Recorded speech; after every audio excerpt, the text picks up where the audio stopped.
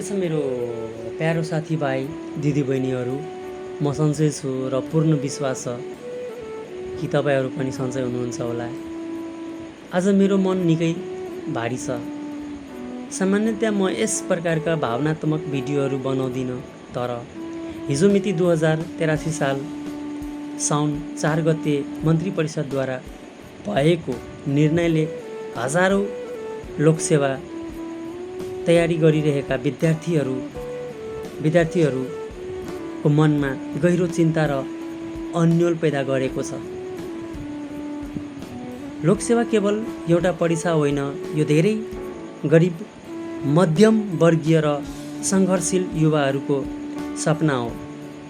कसैले आफ्नो परिवारको आशा बोकेर पढिरहेको छ, कसैले आफ्नो भविष्य उज्जवल बनाउने विश्वासमा दिनरात मेहनत गरिरहेको छ। धेरैले आफ्नो रहरहरू त्यागेका छन्, धेरैले निन्द्रा, आराम र खुसीहरू साटेर किताबसँग मित्रता गाँसेका छन्। तर जब यस्ता निर्णयहरू आउँछन्, तब उनीहरूको मनमा एउटै प्रश्न उठ्छ, हाम्रो भविष्य अब के हुनेछ? वर्षौँदेखि पसिना बगाइरहेका युवाहरू आज निराश छन्। उनीहरूको मेहनत, त्याग र आशामाथि प्रश्न उठेको महसुस भइरहेको छ।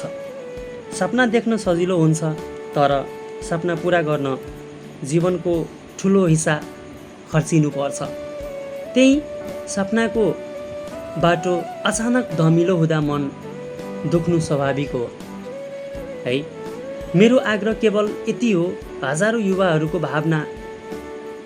भावना, सङ्घर्ष र भविष्यलाई केन्द्रमा राखेर निर्णय गरियोस्, किनकि एउटा निर्णयले केवल नियम परिवर्तन गर्दैन, हजारौँ परिवारको आशा र विश्वासलाई पनि असर गर्छ। जसले रातभर जागेर पढिरहेका छन्, जसले कठिन परिस्थितिसँग लड्दै भविष्य निर्माण गर्ने प्रयास गरिरहेका छन्, उनीहरूको मेहनत कहिल्यै व्यर्थ नहोस् भन्ने कामना गर्दछु। समय कठिन हुन सक्छ, तर आशा नहारौँ।